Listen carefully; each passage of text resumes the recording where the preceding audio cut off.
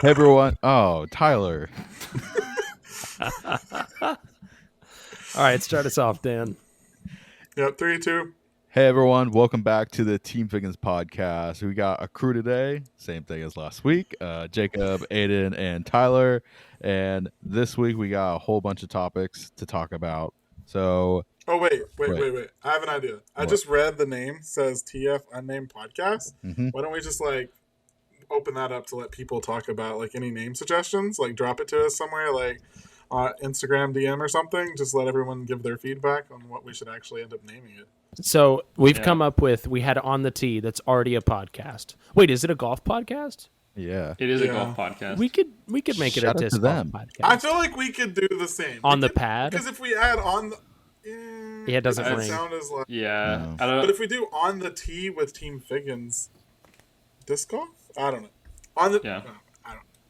Tea time was another suggestion. Tea time. time. With Tea Team Figgins. time said that bores me. I don't know why, but But it's like tea time, like TEA and also TEE. yeah, it kind of makes me want to have tea Ooh. and I don't. So We could all okay, be sorry, I didn't mean to drinking interrupt tea you, with our Dan. cups. You can. Clink our What are we- mugs. what are we starting with? Every week. Let's start with you, Tyler, helping out with chess.com, but also you're doing like a little flex start before that. I just want you to cover all bases on whatever heck you're doing for that. Does that make sense? Okay, we'll just do Team Figgins' involvement, which is I guess me, helping with the Pro Tour event and then the Paul McBeth Foundation for Florida. Yeah. And then, yeah, I think there's other events going on, but we have plenty of time to talk about them later. So I guess coming up right after this podcast will drop, we have the chess.com Invitational, which is the first Disc Golf Pro Tour stop of the year in Florida this year, super high. Yes.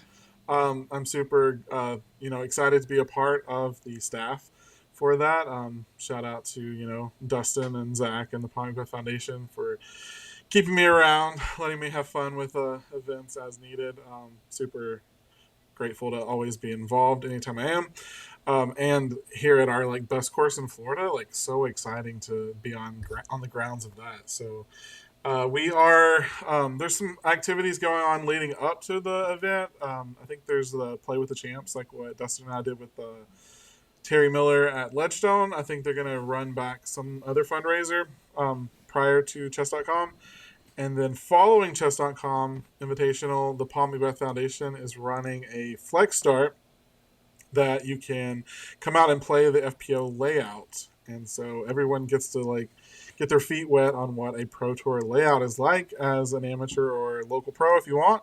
And it's just going to be an exciting time, I think, for Florida because as everyone in Florida, if you're not from Florida, you probably have heard of Throw Down the Mountain, now named Olympus. So it's kind of a big deal for us. It's a lot of people's favorite course just because of many reasons. It's unique to the area because it's not something that is like a typical Florida course. It's not flat. So there's lots of up and down hills. There's tight lines. There's off of a cliff, down super hyzer landing, and then yeah, it's a beautiful course. If you've never seen it, I highly recommend checking out the Jomez coverage from Throw Down the Mountain, or hopefully we'll have some live coverage from the Disc Golf Pro Tour event coming up. So that's if you're in the area, come out and support the event. Be a part of the first Pro Tour stop of the year. Get to see your favorite pros. If you don't And also your or favorite can't TD make Taylor that, Parker. I will be volunteer coordinating, actually. Glad you mentioned that. I don't know why it made me think of this, but I am the volunteer coordinator for the event. So if you guys are available for the weekend and you want to be a part of it, there is a Sign Up Genius link to where we have all of the positions posted of what we need.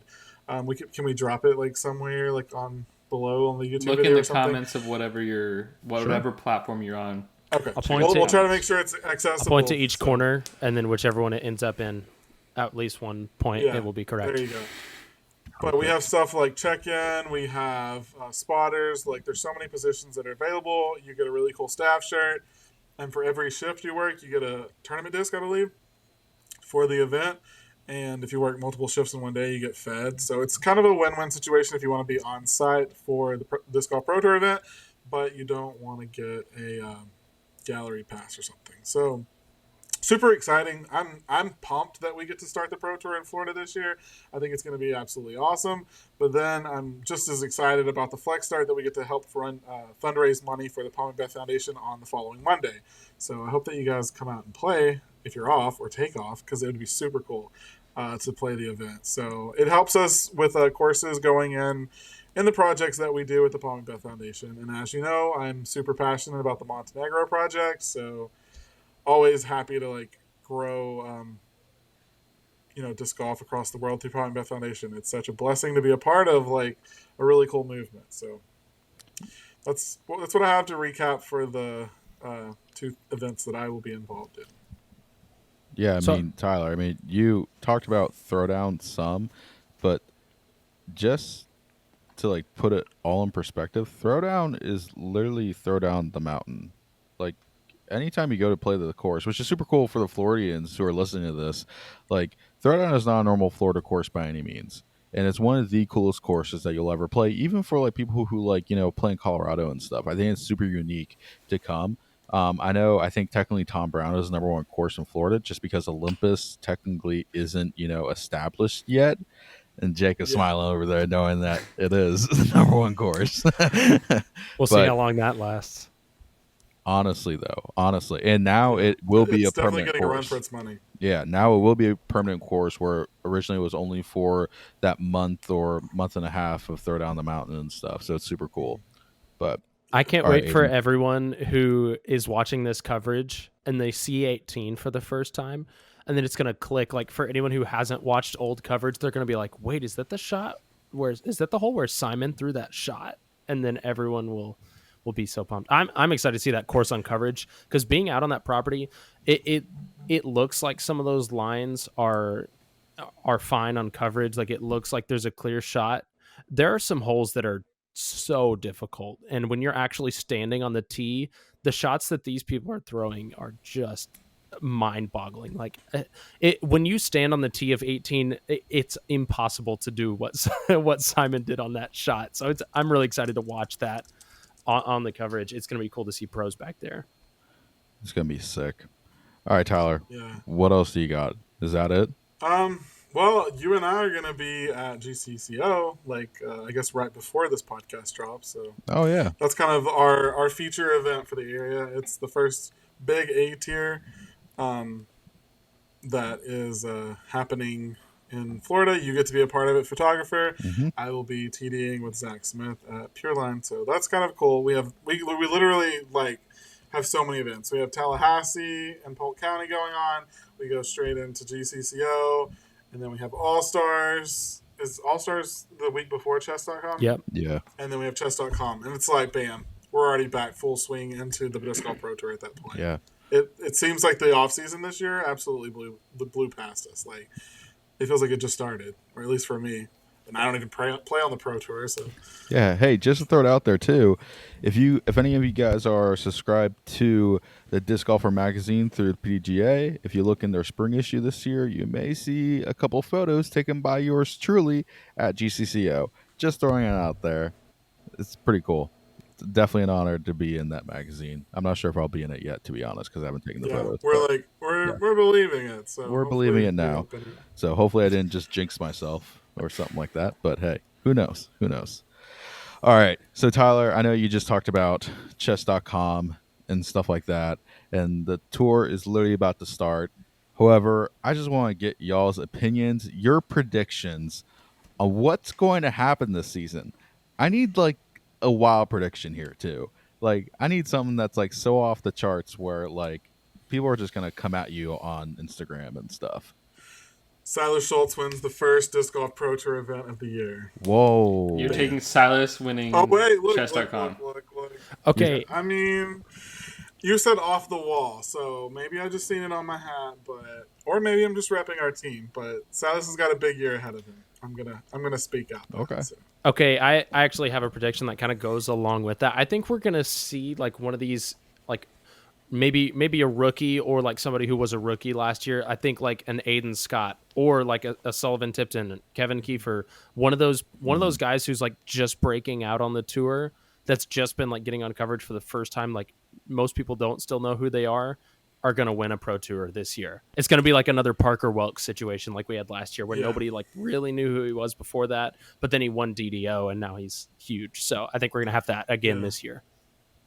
That's actually a really good statement. It's probably going to be somebody like you said, like Aiden, Sully, Braden, Joey Buckets. Like, Joseph. I feel like Joseph's going to win an event this year, or at least podium finish. I mean, he's already down here doing things in Florida, like and finishing his off season strong at Barnett Park and stuff. So like, it's incredible to see like the new talent coming to like. It's not just your Ricky Wysocki, Paul Macbeth like predictions anymore. The floor is literally open for like you said, these rookies, and then flip it to FPO side. Like, it's not Paige Pierce anymore. It's pretty much Kristen Tatar.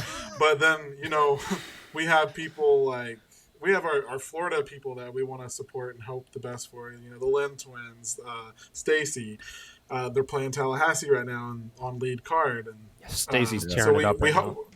Yeah, she is. Like, hopefully we get to see people like them take off this year. Give Kristen a little run for her money, or if Paige shows back up on the scene, see how Paige does. But yeah, I'd have to think hard to like make some really bold predictions, but I think you bring a really good point that we're gonna see a lot more rookies this year, like with podium finishes or wins. I think even this previous year, you saw a bunch of people just kind of break out some. I mean, Parker Welk obviously at DDO, but even like Sully at USDGC getting on lead card and giving everyone a run for their money there. And there were some other people too. I think even like Aaron Gossage last year at Worlds as well. Like, I know he wasn't like that much of a rookie then, but like now he's on, Discraft's elite team and stuff with a Tour Series disc and whatnot. Like, these guys are just breaking out of nowhere. And Silas at Champions Cup, he finished 4th, right? And he was on lead card. Yeah. I will never forget. I was on my way to Jonesboro from the Memphis airport for the Jonesboro Open.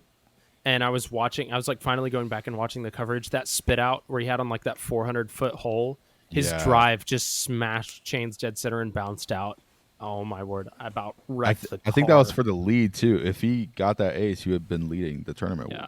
Isn't that correct? I think it was wild. Yeah, I think we're going to see a lot more of that happen this year too. Because you also have some people. There's a lot of people who are in that like 10-15 to 10-20 rated range now that are like not even on the Pro Tour yet. I think we'll start to see a lot more of those guys playing events. Yeah. All right. Worlds. Predictions. Paul Macbeth. Yep, absolutely. You think Paul's gonna 100% Paul Macbeth. You think Paul's gonna come back with his? He had a shoulder injury. He's had a kid now and stuff. Who are you trying to convince, man? We all said it. I'm just stating the facts. Everyone unanimously. There was no argument. He's gonna go if win, like loss, win, loss, for Paul, win. who are you for? I think Isaac's going back. Okay, there's zero chance Isaac. I think Lynchburg? Isaac wins a. I think he wins a major. In Lynchburg, 100% Paul. Yes, absolutely. He designed the course. He That's should true. know the Good course. point. Good but point. also, I forgot about through that. his shoulder injury, he's been rehabbing like all off season. So I think he's definitely going to be coming back strong and well prepared for Worlds. All right.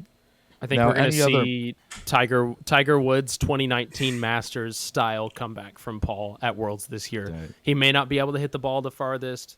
He may not be throwing the disc the farthest because of his injury, but it doesn't matter. He's got the finesse and he's got that the factor, the clutch factor. And Lynchburg is home. All so right. you got to bring it home. Bring it for your hometown. That's true. I mean, I kind of forgot that the courses that they're playing is pretty much Paul Macbeth designed. So it's a good point. However, I want to bring up 3 people: Simon, Eagle, and Calvin. Who wins a major this year? Calvin will finish second at every single Pro Tour event this year. I agree with that as well. Oh, wow. That is bold right there. I think he's literally cursed to have a win. Like, it's not seeming possible. I don't think he'll win a major, but I think he'll win at least 2 Pro Tour events again this year. Okay. Does Eagle win anything this year?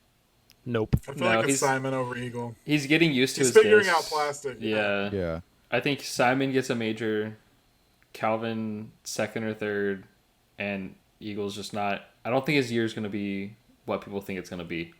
Mm.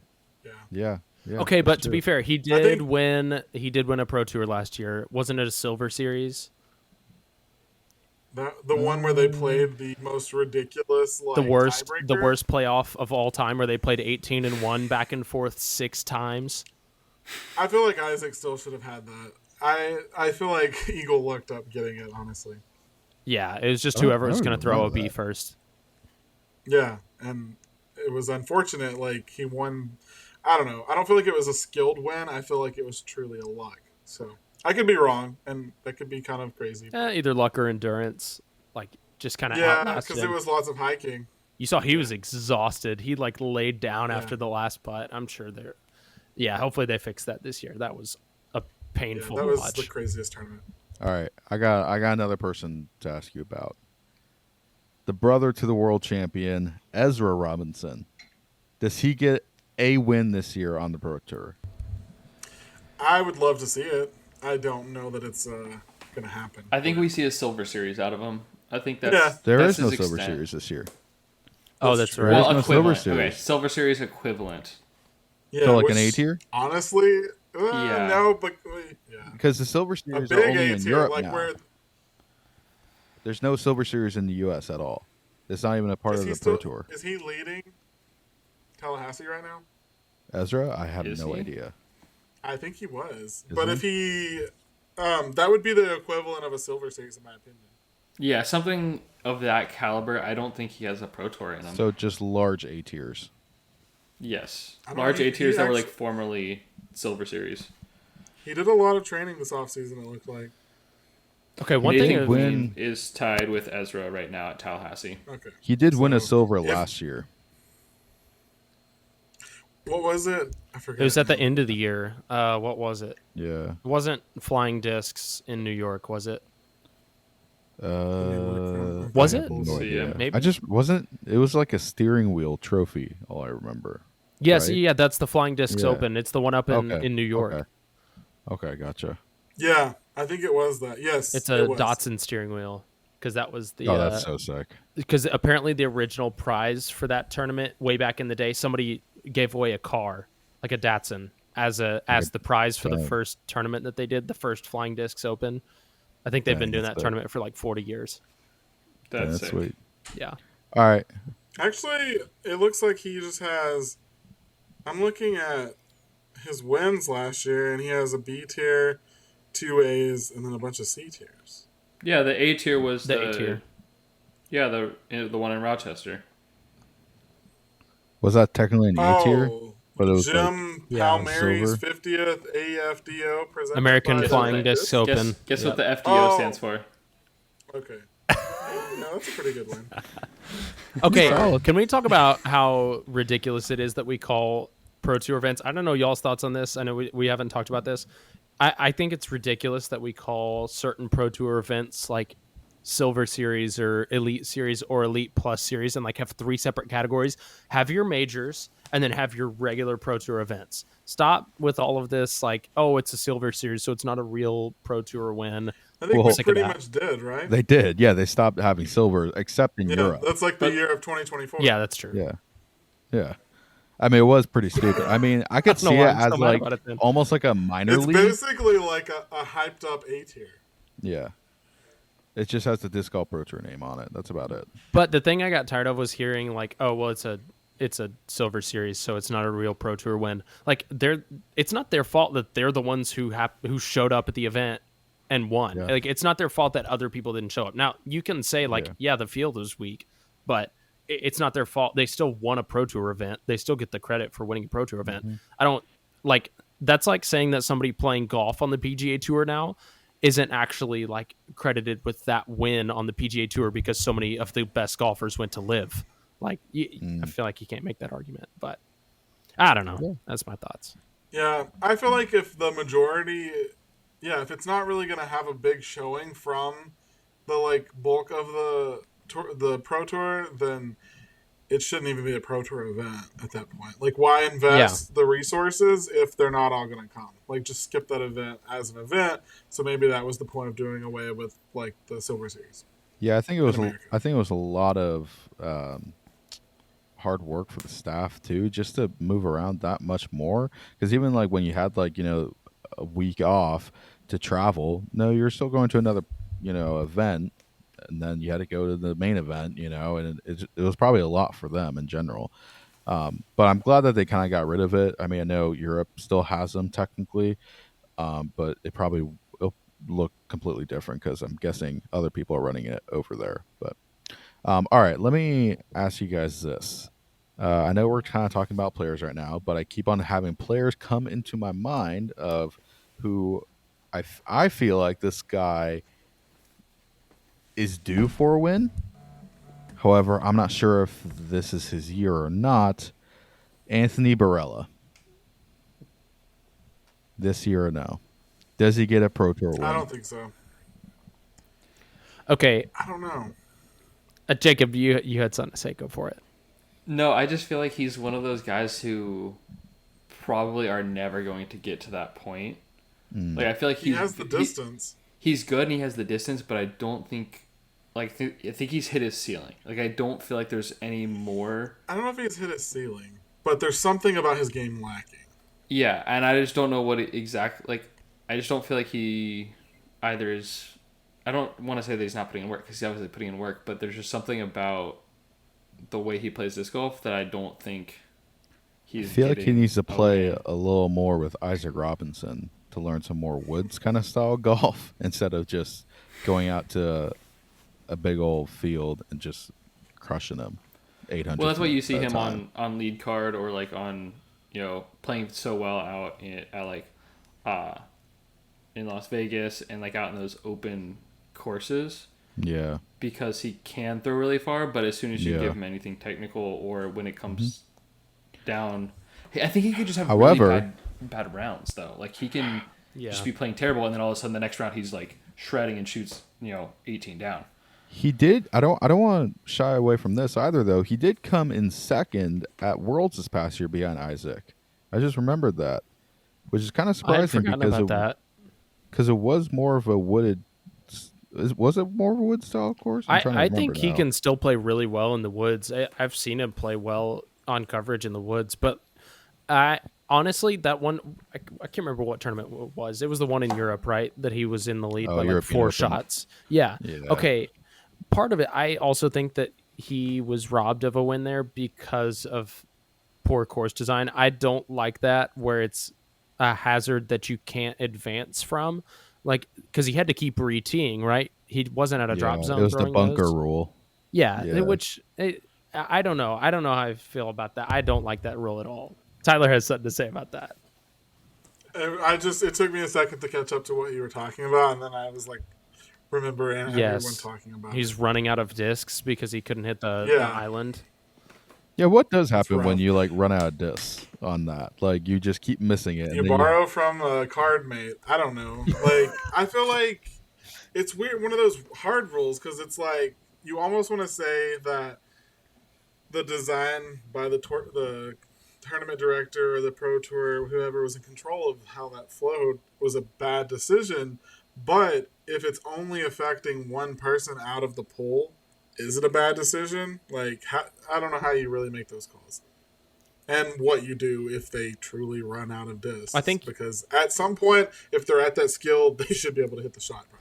Yeah, I think you just need a drop zone. I think that solves that entire problem. Like, just have a drop zone. But was it a problem with anyone else, or was it just AB? I'm sure there Oh, are no, other they- people. yeah, Yeah, there were Had to plenty be. of people who had missed at least twice or 3 times or something like that. How long was the hole? It's a par 4, right? Yeah, I You- mean, there should be a drop zone at least advancing one stroke. Yeah, because you kind of shoot it out into the fairway, and then the hole itself is like an island. That it's literally like a circle one island. Wasn't his upshot that he was missing though from where his landing zone was? Yeah, yeah. So Okay, it's yeah. just At that point, upshot I don't into the think there should island. be a drop zone. Yeah, I don't think there should be a drop zone at that point. Like if you could play it short and then go into the island, he's just not choosing the best direction of play over and over and over again. If you've missed the island once or twice, then by logic you should play it smarter if you're not going to hit it consistently. Is what I feel like actually. I agree with that. So you do like the bunker roll then? I didn't realize. I forgot that. Yeah, I forgot that it was long enough that they had to like landing zone, Hmm. because then at that point it's about placement and skill, and I doubt that more than 20% are going to be struggling, because they're going to be like, oh crap, I screwed up 2 shots in a row. Do I want to keep going aggressive with the 90% chance of penalty, or do I play it smart? You have to make that decision for yourself at that point. Yeah. I don't feel like a drop zone would be required. Okay, here's my thoughts on this. So I'm looking at the hole right now. It's a 728-foot par 4. So right off the bat, that does, with that tiny landing zone, that does make it a tough second shot to even give yourself a look at birdie. That being said, there is a way to just lay up close to that and then jump putt over that little bunker area and then take your par. But Mm-hmm. I don't understand why, if you throw OB, I don't understand why we are creating some kind of new scenario in which OB is just this new thing where you have to throw from the same lie you were already at. Like in every other circumstance, when you throw out of bounds or into water or into a hazard, you play from the edge of that hazard. So I don't understand why we have this new thing like that. Doesn't exist in golf. You don't have a re-tee. Like it has to be a purposeful decision to re-tee because it would be better for you. I don't understand why that exists. Well, this rule also, you also have to remember with the bunker rule technically doesn't necessarily make it OB in a way, because you don't add a stroke to the end of your score. You anytime you throw the disc with bunker and let's say you miss it, you just count that throw. It's not an extra throw then. So that's why AB threw, that shot 4 or 5 times and missed it, and then, he had to finally make it, and then that's why how he lost his like 4 stroke lead or whatever. It wasn't because of OB strokes necessarily, because there wasn't any OB strokes. It was just him missing the island. That's what the bunker rule is. Does that make I guess that's sense? my problem with this game is like if that was the rule, no matter whether you agree that was a good rule or a bad rule, I feel like he should have realized at shot 2 or even 3, hey, like I need to just lay this up. I need to get to the point where I can make a good shot from here if I can't throw a good shot here. Yeah. And I feel like he makes too many of those type of like he waits too long or keeps trying to throw a crazy shot when it's like the smart Yeah. play would be throwing so you can advance at least a little farther, and I think that's where his game I Yeah. guess lacks. I It's think, true. yeah, it's probably also a little bit of nerves too. He probably is dealing with that a lot. He seemed like, obviously anybody would be frustrated after that, but he seemed like beyond what most players would be, agitated at the situation. So it could also be just like he was nervous and was dealing with that. So that may be something he'll have to work on in the future too. Yeah, For and sure. before we continue talking about that, we can transition. But we did want to give away a sweet Team Figgins Open Ooh. disc. So Wow. Oh, it's pretty. all you need to do, comment or I guess share. What do we want to do? Share the story or share the podcast to your story, maybe, Dan? What do you think? Yeah, share the podcast to your story. Make sure you tag us so that we can Thing. see it as well. If you're private, we're not going to be able to see it. Just fair warning. Um, However, we would love for y'all to be sharing this podcast because we want to keep doing this as long as we can, and we want to give back to Yeah. you guys because we love you guys, and we couldn't do it without you as well. So, yeah, So share that, and then we'll pick someone who shares that, and then I will get your shipping information and send that off to you. sweet. Awesome. Anything else? Predictions? FPO? Kristen Tatar will probably win it all. Let's be real. Okay, but she's going to be gone for a long time, right? Isn't she Oh. going to be in Europe for I like haven't 6 actually weeks? looked at her tour series. Yeah, I think so, actually. She did just recently post her tour series. But, so that gives fair game to a few Americans for a little while. So, will Paige come back then? I wonder if she's rehabbed. I think she is. Or we get to see the other, like, top females maybe rise. I know Stacey Ronsley spent a lot of time in Florida in the off-season conditioning, so she's gained a lot of potential. So, curious. I don't really have many predictions on that because I'm definitely Team Kristen, but when she's not there, it'll be interesting to see. I think Eliezer could pop off one tournament or two too as well. I'm here for it. She I'd love to see crushes. that. Yeah.